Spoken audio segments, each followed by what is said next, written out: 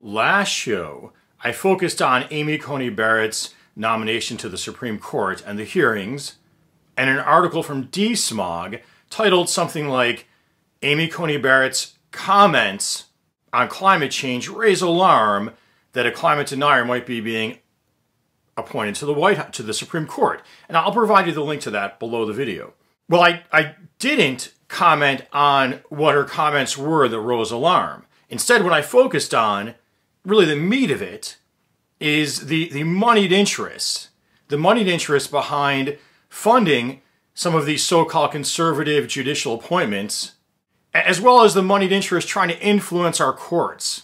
Specifically, those moneyed interests as they're tied in with what's often called the denial industry. The denial industry meaning the money spent to deny the reality that burning billions of tons of fossil fuels every year and adding billions of tons of greenhouse gases to our atmosphere can actually change the atmosphere.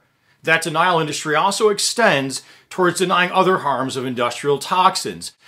As in the past, if you're old enough to remember, when there was lots of money spent to deny the existence of the link between tobacco and cancer. So today, as promised in the last video, I'm going to focus on Coney Barrett's remarks and what activists are concerned about. So quoting from the article, during her Senate confirmation hearing on Tuesday, October 13th, Supreme Court nominee Coney Barrett trotted out a tired and dismissive refrain from climate deniers. And I'm just going to do a voice, I can't do Amy's voice. I'm certainly not a scientist. When Senator John Kennedy, Republican Louisiana, asked specifically about her views on climate change. Barrett added, I haven't studied scientific data. I'm not really in a position to offer any informed opinion on what I think causes global warming. Now, you've probably heard things like this before also from especially Republican politicians who, as I've shown, are very funded right now by fossil fuel interests and the denial industry. Notice the contradiction: when they claim not to be scientists, they never claim not to be economists when they trot out all the harm it will cause us by cutting back on the burning of fossil fuels and use of petrochemicals. She was also quoted as saying, I don't know that I've seen the president's expression of his views on climate change. Who hasn't heard his expressions on climate change? And then she went on to say, I don't think that my views on global warming or climate change are relevant to the job I would do as a judge. But her views will be relevant. Her knowledge of science will be relevant. Because it's not a simple matter of, like they like to say, determining balls versus strikes. It isn't simply calling what the law says. There's interpretation of the law. And a lot of the law is going to require the judges, does require the judges, to determine the meaning of science. For example, in my earlier video on Coney Barrett and so-called conservative judges, I highlighted a case called Massachusetts versus EPA, where a very narrow majority, and that majority no longer exists, determined the plaintiffs had what's called standing to sue, meaning they're allowed to stand there before that judge and sue the Environmental Protection Agency to demand them to take action on climate change. Now, standing to sue requires the court finds, among other things, the plaintiff has suffered an injury, a specific injury, and that injury is traceable to a specific defendant, and that the courts can do something to fix that situation. Chief Justice Roberts, who dissented at the time, said, no, they did not have standing to sue because global warming is harmful to humanity at large. Hence, he found no specific injury, and the EPA regulations would likely not be able to do anything about or not make much of a dent in global warming.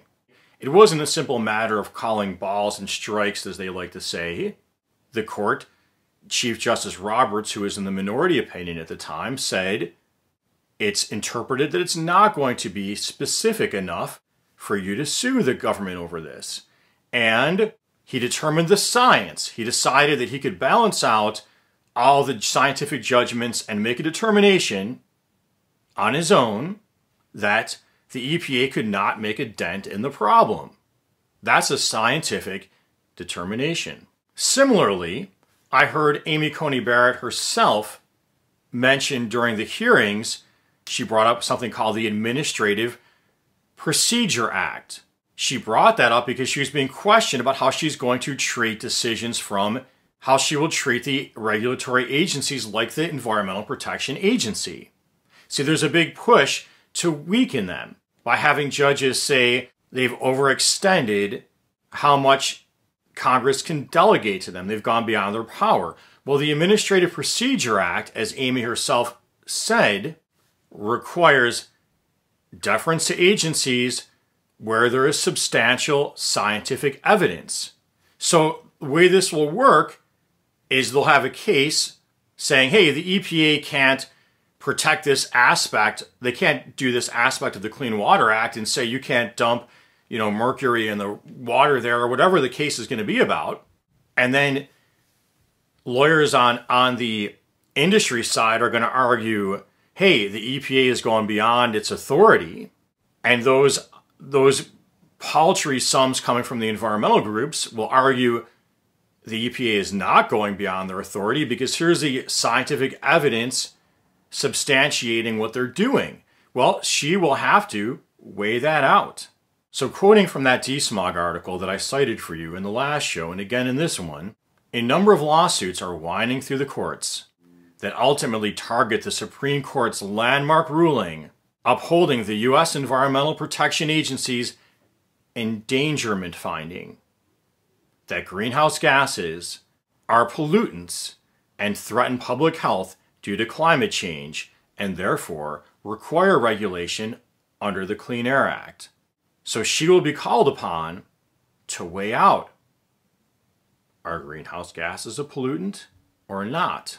So my point is that her dismissiveness about not knowing the science and not needing to, it's not true. She will need to know the science. And then who's she going to be listening to? These industry-funded organizations? I hope you found this video helpful. If you did, please remember to subscribe to my channel. Like, comment, share my videos. And if you feel so inclined, please become a patron at Patreon. And until next time, peace be with you.